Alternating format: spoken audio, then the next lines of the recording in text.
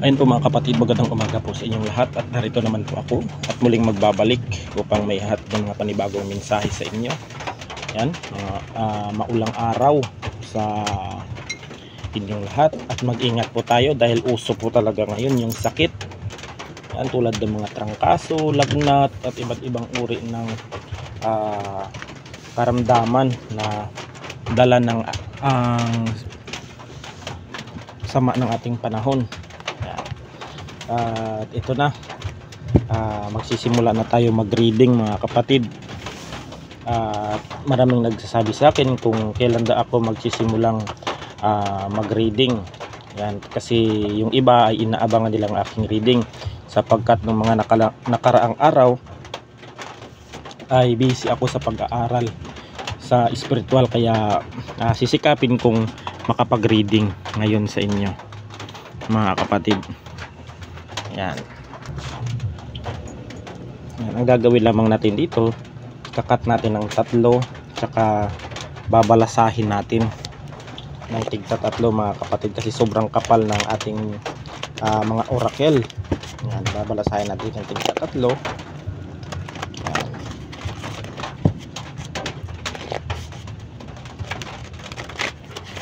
Tatlo.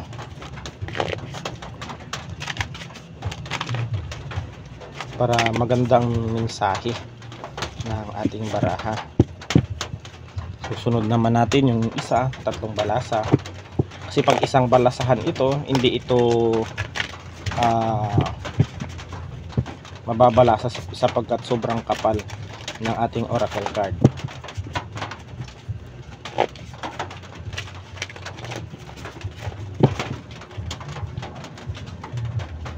Ano nga ba yung mga mensahe na dapat ninyong malaman ngayon?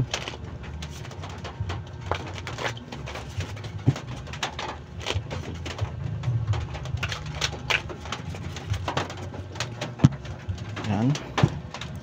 Tsaka pipili na lang tayo dito ng 13 baraha. Yan, kapatid. Pipili na lang tayo. Mahigit kasi 300 pieces na oracle card na ginawa ng ating partner. Ayan po, ako po ay nagpapasalamat sa kanya sa kanyang pagsuporta sa akin. Nagawan ako ng oracle card mga kapatid upang may ihahatid sa inyo ng mga mensahe. Ayan, pipili tayo mga kapatid. 30 na baraha. Isa, 2, 3, 4, 5,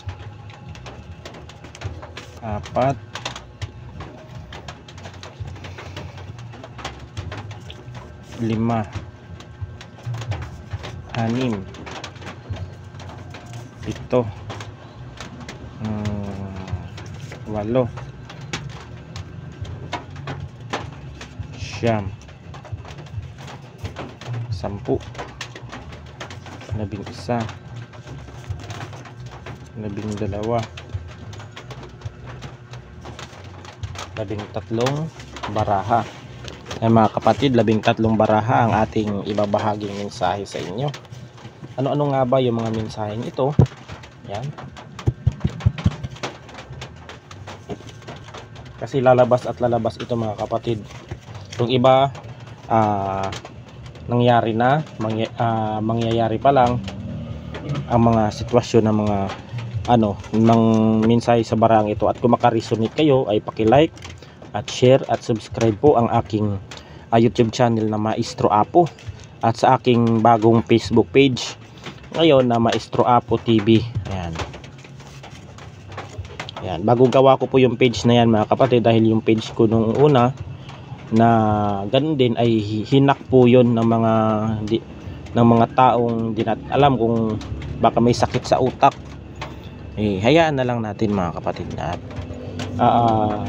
suportahan na lang ninyo yan sa mga solid subscribers ko at followers ko. Pakisuportahan lamang po. Narito na unang-una na mensahe ng baraha. Anak. Yan. Ang masasabi ko sa inyo, yung anak ninyong ito ay gusto nilang ng atensyon ninyo mga kapatid. At meron dito sa mga makakareson din ito, yung mga anak ninyo ay mayroong mga problema na isang bagay na gustong sabihin nila sa inyo, ngunit hindi nila alam kung paano nila sasabihin. Ayan, at kung alam ninyo na kakaiba yung mga kinikilos ng anak ninyo, ay lapitan po ninyo, tanungin po ninyo, kausapin po ninyo kung ano nga po yung problema. Huwag po ninyong masyadong pagalitan, sisihin, o kung ano man, baka ma-depress ang anak ninyo, o di kaya magkaroon ng anxiety at kung ano yung gawin niya sa kanyang buhay mga kapatid.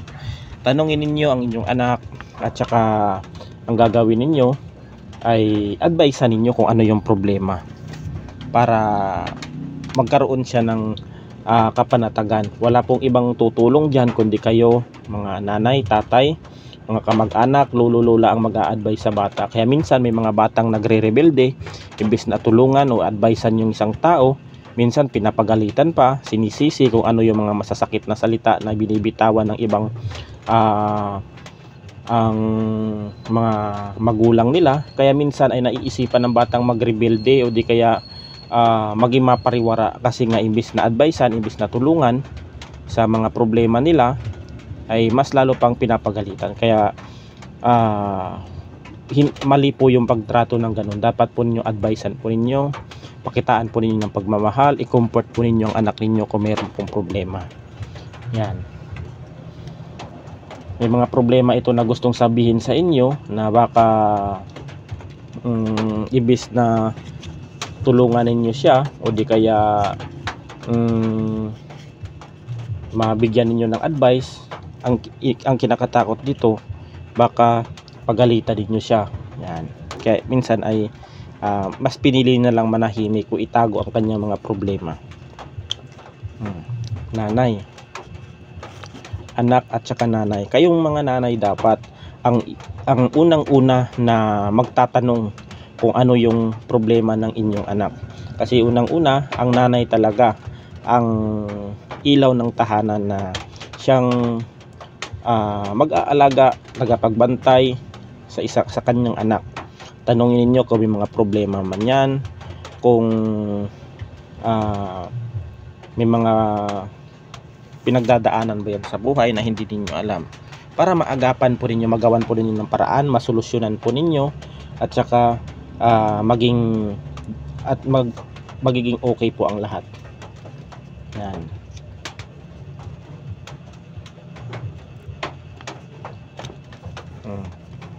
Lupa. Yan, ang lupa na ito ay isa ito sa dapat ninyong ingatan. Ang lupa, may mga nakikita ako dito na pinag-aagawan yung lupa, pinag-aawayan. Yan, meron dito akong nakikita na may lupa na gustong kamkamin ng ibang tao. Ang kalupaan ninyo na gusto nilang kunin, gusto nilang angkinin, meron din ditong yung lupa na ito ay pinag-aawayan nila na gusto nilang makuha ang lupa na ito. Minsan kamag-anak ang nakikita ko ditong nag-aaway-away, may mga magkakapatid. Yan, may mga magkakamag-anak, meron ding mga interesado sa inyong lupain. Ang naano ko dito, may mga malalawak na lupain dito na gustong angkinin o kunin ang inyong lupain dito, mga kapatid.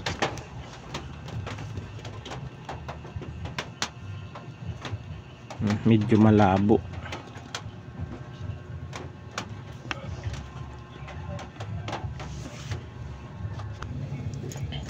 Yan.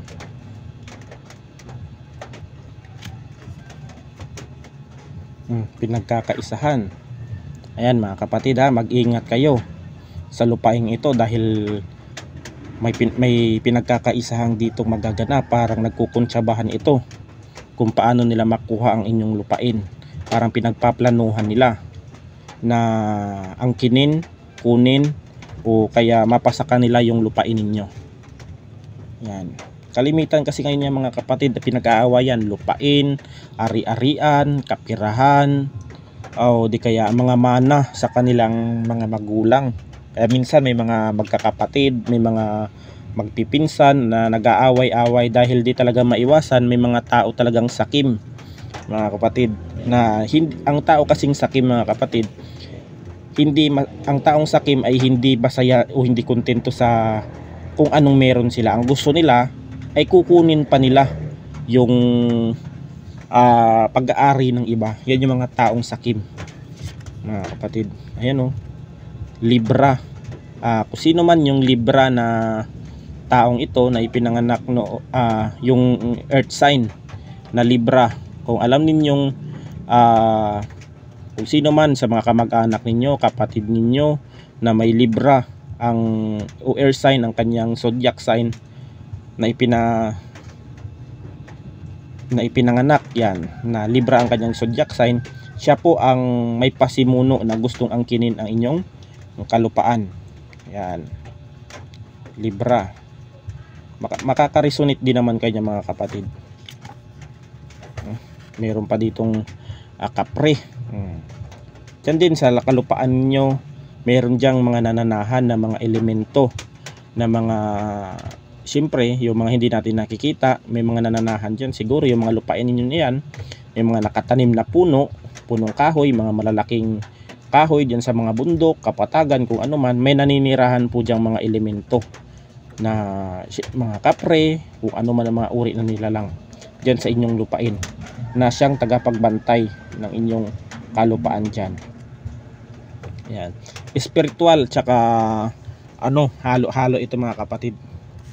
Yan. Malakas na antas. Ang malakas na antas na ito ang isang tagapagbantay dyan sa inyong lupain. Yung ang kapre na ito ay malakas ang antas nito. Bawat nilalang kasi, mga kapatid, ay may mga antas yan. Tulad ng mga engkanto, may mga antas din yan, may mga hari din yan, may mga pantas, may mga diwende, may mga hari, may mga katungkulan din yan sila. Malakas ang antas ng kapre na nananahan dyan sa inyong lupain, na siyang tagapagbantay, yan, na gustong nakawin ng inyong mga kamag-anak o di kaya inyong pamilya. Malakas ang antas ng kapre na ito sa spiritual, mga kapatid. Bawat antas, sa spiritual kasi, mga kapatid, may antas yan. O kung sa mga tao naman, kung baga sa mga tao, may mga ranggo yan, tulad ng mga nagtatrabaho sa pulis, yan, may mga ranggo yan. Yung mga doktor, may mga ranggo din yan. Kung ano yan, mga teacher, may mga ranggo din yan sila. Kaso sa spiritual, malalakas ang antas. Ibig sabihin, mga malalakas ang kanilang kakayahan sa spiritual. Yan. Kung sa tao naman, ranggo. Kung sa may spiritual, antas, mga kapatid. Usog at balis. May mga tao dito na nakakaramdam ng pananakit ng tiyan. Yan, pananakit ng tiyan, o di kaya parang humihilab na kahit anong inom ng gamot ng isang tao o nakakaramdam ng usog at balis ay hindi po gumagaling. Ang usog po, mga kapatid, ay isang uri ng sakit na kayang makapinsala gamit ang tingin ng isang tao. Yan, hindi po magkaiba po ang usog tsaka yung aswang. Ang aswang po ay iba po ang sinyalis kung kayo po ay naaswang.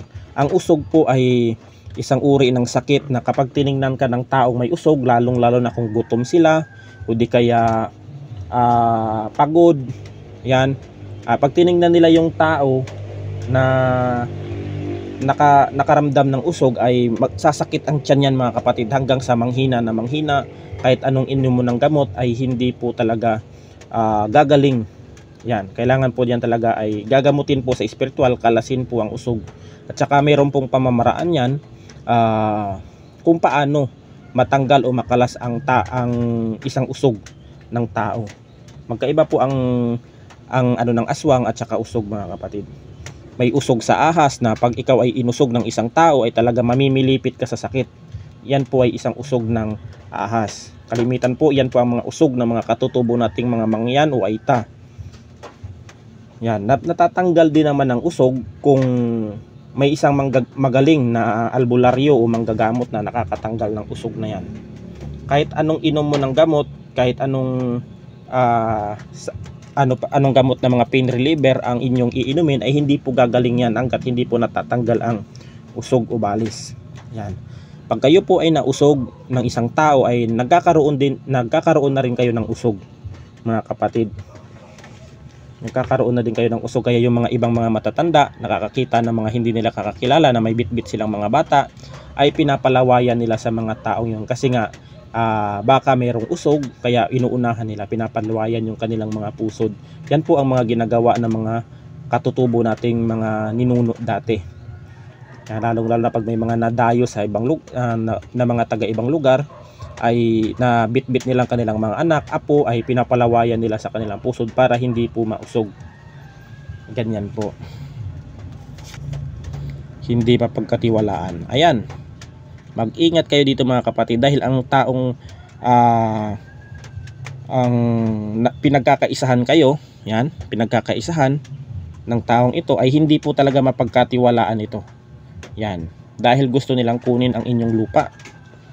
Yan, wag po kayong magtitiwala mga kapatid, dahil pinagkakaisahan kayo nito. Yan, mga ito, may mga lahing traidor ito mga kapatid, yung mga taong may interesado sa inyong lupain. Yan, pinagkakaisahan kayo dito na gusto nilang makuha ang inyong lupain. Yan, kaya dapat doble ingat. Yan, no? Pinagkakaisahan, hindi pagkakaunawaan. Yan, kaya gusto nilang kunin ang inyong lupa. Yan.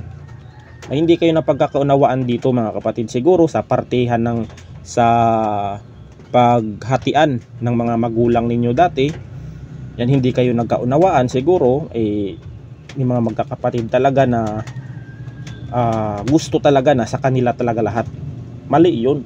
Dapat kung ano yung paghahati ng mga magulang ninyo o magulang natin, sundin natin yung rules ng ating mga matatanda, hindi yung samsamin ang kalupaan ng mga bawat kapatid.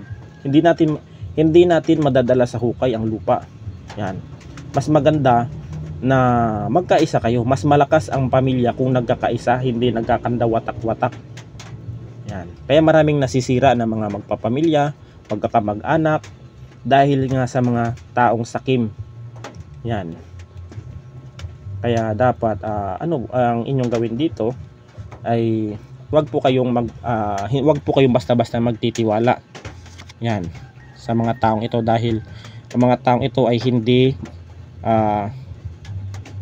mapagkakatiwalaan, at wala din kayong hindi din kayo nagkakaunawaan nito. Yan, at lalo na pag hindi kayo nagkakaunawaan, at saka hindi ka pumayag sa opinion nila, pagkakaisahan kanila mga kapatid, pagkakaisahan kanila para makuha lang nila ang inyong lupain. Yan, maraming nangyayari dyan mga kapatid, hindi lang sa palabas, hindi lang sa pelikula, nangyayari din yan sa totoong buhay. Kahit nga sa Biblia nakalabas, mababasa din ninyo yan, yung mga agawan ng lupa, mga sakim. Yung iba nga, pag alam nilang talo sila sa asunto sa korte, pinapakulam pa nila, nagbabayad sila ng mga malalaking halaga para bigyan ng pasakit dahil sa kanilang galit. Maraming nangyayari dyan mga kapatid. Mataba. Itong matabang taong ito, yan, itong matabang tao na may zodiac sign na air sign o Libra, ito yung talagang gustong kunin ang inyong manang lupa. Yan, mana na lupa. Yan, dahil may hindi kayo pagkakaunawaan nito. Yan, ang plano nito, para gusto nilang makuha ng mataba na ito na ipinanganak ng Libra, ay hindi siguro kayo nagkaunawaan sa inyong pag-uusap nito. Kaya ang gagawin nito, pagkakaisahan kanila. Yan, pinagkakaisahan kayo dito. Yan, na makuha ang inyong mana na lupa. Yan. Ang anak ninyo ay merong ano, yan ang nakatira sa lupa ninyong ito. May mga nakatira dito na mga nilalang na mga yan, kapre na may mataas na antas. Yan.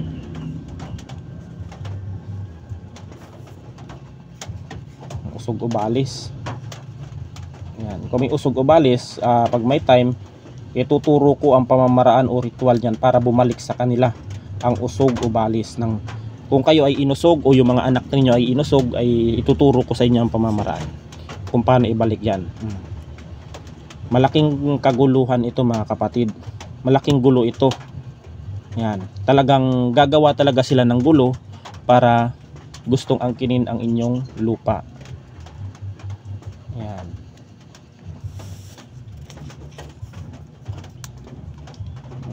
Ayan o, itim na kandila. Meron din kayong tinitirikan din kayo dito ng itim na kandila dahil sa hindi siguro kayo dito, hindi kayo siguro talo-talo, yan, o hindi ka siguro magpapatalo dito na maagaw ang inyong lupa, kaya pinagawan ka dito na ikaw ay pagtirik ng itim na kandila sa merong alam sa spiritual. Yan. Ampon, meron pang ampon dito. Yan. Itong ampon na ito ay siyempre ang ampon ay talagang parang ituring din natin na isang pamilya. Siguro kayo may mga ampon kayo o may mga magpapamilya dito na hindi magkaanak, kaya nag-ampon sila ng isang bata na kanilang pinalaki. Yan, na inyong pinalaki, at saka siyempre itinuring ninyo na inyong pamilya. Itong ampon na ito, isa ito sa tutulong sa inyong pagtanda mga kapatid. Yan, ito lang talaga ang ginawa lang sa inyo mga kapatid. Sinisindihan kayo ng itim na kandila. Yan, pinapagawan kayo. Yan, dahil sa gusto nilang kunin ang inyong lupa. Yan. Ayun na mga kapatid, yung mensahe na aking ibabahagi sa inyo, at hanggang dito na lang, at God bless us all. Ingat po tayo palagi.